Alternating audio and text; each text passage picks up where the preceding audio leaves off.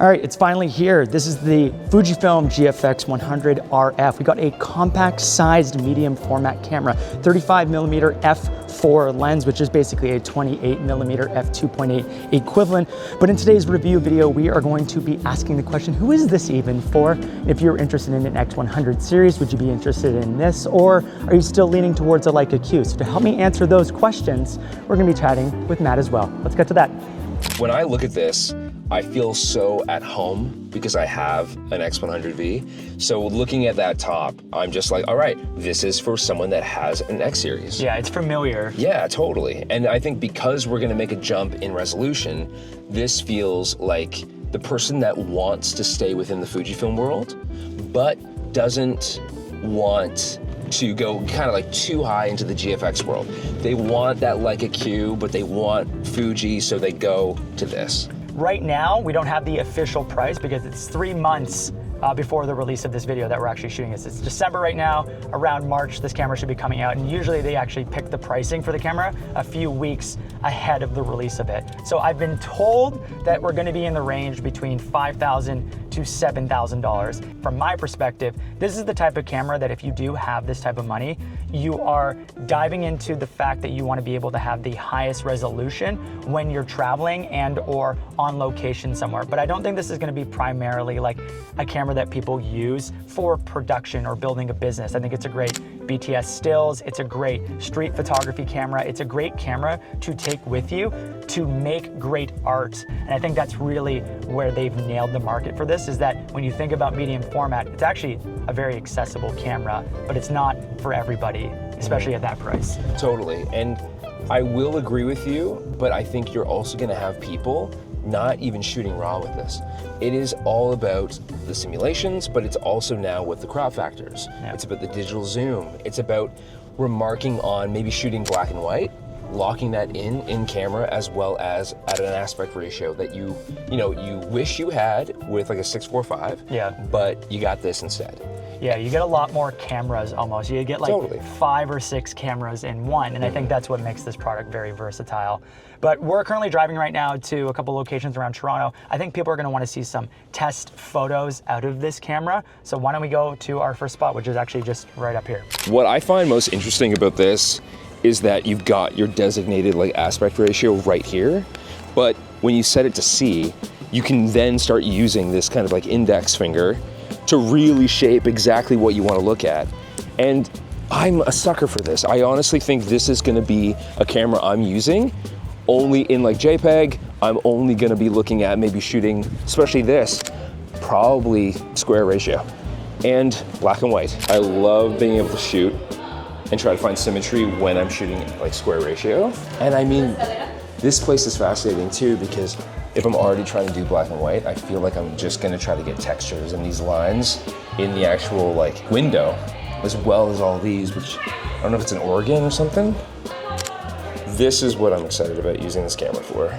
It's really tricky shooting at f4 because you're already maxing out the camera's entire ISO. Iffy there, I'm already at 60th of a second, but I'd still like to use this. I do feel like this camera is going to be really tricky for low light, just in general.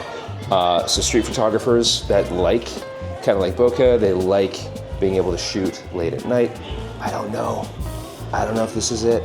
I really do like this. I'm just feeling like there's something missing. It's where do I place my thumb?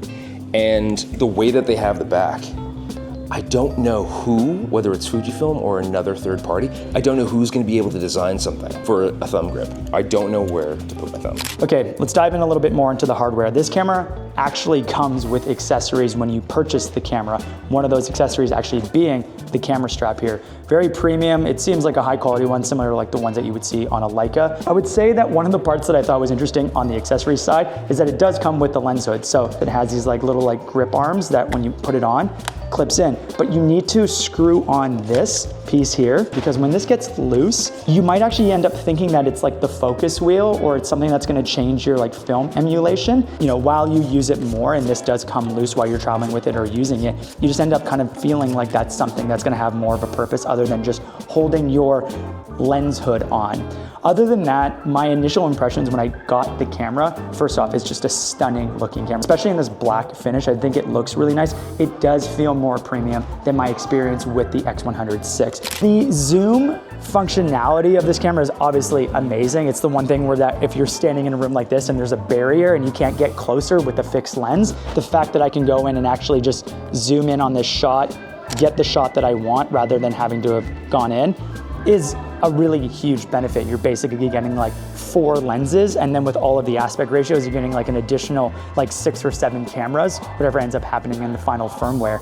I think for anybody that is more engineer focused, I don't think they're gonna love my opinion on this, but I really do wish this camera had IBIS. I think that's where the X100VI is going to win for a lot of people. The fact that you can actually get more stops out of that camera when shooting in low light is huge. It just makes it more usable for street photography.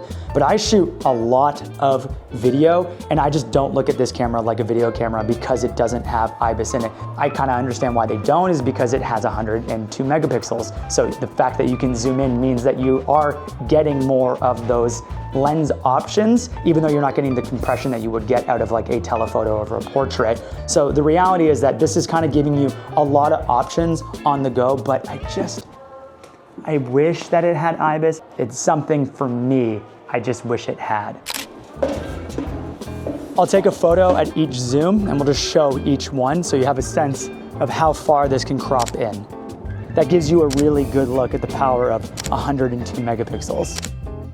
All right, so we're just leaving Casa Loma. Final thoughts in regards to hardware. I know we both had our hands on it for quite some time. Yeah, we didn't touch on 2 things that I think are important. One, the battery life is like significantly better over the X100VI. So if you are like a Fuji X100 series shooter, the fact that we're bumping up to the larger battery is like so nice, because I feel like I can actually leave the house and just rely on one battery. I always take extra batteries with me with the X100 series because I just don't trust that I can get a full day of shooting with it. I don't know how you feel about that. Yeah, I mean, I've been shooting on the Leica M11P for so long, and honestly, that battery lasts forever. So I've forgotten about the idea of carrying extra batteries. And same thing happened with this. I wasn't necessarily thinking about extra batteries, or do you have like an extra GFX? And then this also has like the articulating screen, or as I like to call it on this channel, the flippy screen. It doesn't give you the full rotation to see yourself or expand out. It just kind of gives you that like 90 degree, a little bit more than 90 degree, which is more than enough for this camera. I don't think you need what the GFX100 Mark II has, where it can expand a little bit further out. And what about for you? I know that you were talking a little bit about the buttons. You want to dive into that? Yeah, I mean, I love just the tactile feeling of the buttons. I really do care about choosing moments where I'm not on auto. Yeah. If I'm gonna be so structured with what film preset I'm using, I'm gonna be structured on what aspect ratio, zoom, whether that's digital. I really do think that then I'm gonna want those dials to just kind of move with me and set them. And these feel really rigid. The construction's really nice, as you said. The only thing I will say about build quality, it's just that if you can see, like the top really does look like an X100 series. Yeah. It doesn't remind me of anything GFX related, and it does feel like I'm using an X100 series. And for the price point, that might be hard for me. I know you get a little bit more of that chonkman at the bottom. That's what we'll professionally call it, the chonkman. Get a little bit extra extension at the bottom part just because of the medium format. But that's the hard part, is I think they know that they want people to carry this with them, and if it felt even bigger and more intense and it had even that like matte finishing on it, I almost think you'd be too delicate with it. Let's head to our next location. We're gonna go to City Hall, do some street photography with this while we still have a little bit of light out in the world. All right. And now! And now! And now! Deportation! Deportation! Deportation! Deportation! And now! And now! Deportation! Deportation! We not here! The one thing that I love about this is the aspect ratios also help me kind of maintain a sense of kind of structure. If I have something locked in like aspect ratio, it could affect my like composition. Now that I'm in the city and I'm feeling like this 35 is a little bit too wide, it's great to then just have something right on the dial to be able to just go in on a digital zoom, as simple as that, and then I can just kind of fire it off. Whatever can get me to the next creative idea fast is king. We're dealing with a camera that is going to give you creative license by being able to have digital zooms and aspect ratios right on hand, ready to go. I think that it's going to maybe make people get into far more arguments about, oh, I just picked up this lens. Oh, I don't need another lens. I've got 9. Is that great? I don't know. You guys can argue about it. I'll be sleeping. Our poor cameras just steaming up. I do want to speak to one thing when it comes to medium format, because I had this camera, I traveled with it down to Puerto Vallarta in Mexico. And while I was shooting, I had it switch between mechanical shutter and electronic shutter. And every time it switched over to the electronic shutter, my shots would be super warped if I was handheld and not on a tripod. And just as a reminder, this is because it doesn't have global shutter. So when it's reading out on the sensor, it can literally warp your image. So in most cases, you're gonna be shooting with the mechanical shutter, which does have a bit of like a max, but just a consideration there is that I probably won't find myself, unless I had this camera on a tripod, actually shooting with the electronic shutter. So I think that's really important. Being able to have aspect ratios at your fingertips while you're shooting and be able just to scroll through them very, very quickly, I think is actually like a massive advantage of this camera, because not only are you tapping into the lineage of Fujifilm just in general, but I think what I love the most is that it changes the way that you look at a frame. If I was just here normally with like a 3.2, I'd look at it and be like, oh, maybe the shot's not that interesting. But if I start to go through and be like, actually at 65-24, this looks like super cinematic and like a movie, I start to really like my shots more. I'm more engaged in the shooting process. And so having aspect ratios, which is not part of a shooting technique for most cameras, makes this camera special. But overall, I think it's inspiring that this feature is here. Okay, Matthew, first review. What are your thoughts on this camera? Final thoughts, I definitely would say that this is a camera that is nostalgic. It's a camera that you get to set and control. You get to go out and be as relaxed or as focused on a concept as you want.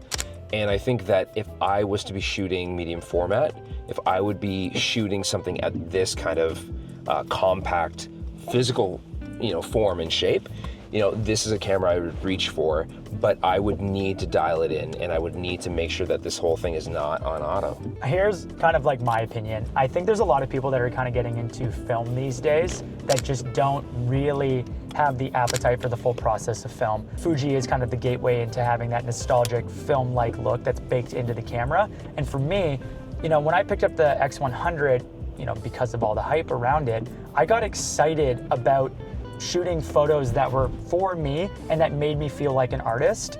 And I think this is the next layer in that story, in that explorative phase as a photographer. So I almost feel like this transforms me into more of an artist. But I also just wanted to speak to the fact that I think Fuji knows exactly what they're doing with this camera. Their whole thing is that it's more than full frame. And I think they've created the camera that if anyone's really interested in getting into medium format, this kind of could be like the gateway into it. It's the most accessible medium format camera that has all the modern technology in it. And so I think Fuji knows that there's a whole appetite out there for a carry camera that has the nostalgic film emulation. It also has what I think Leica has done, where when you see people with Leica, you're like, oh, that's someone who really cares about the art of photography. And I think this is another layer for Fuji to create a product that, the Fujifilm users love and will kind of empower the person to be like, this is an elevated premium experience. Absolutely, and Fujifilm has come a long way in the past couple of years to make people feel that sentiment. Yeah. To feel and remember that Fujifilm is one of the top brands out there. I love the camera. Great job, Fujifilm. I'm Chris. I'm Matt. And if you wanna hit us up on Instagram, we'll reply to your DMs. All right, peace.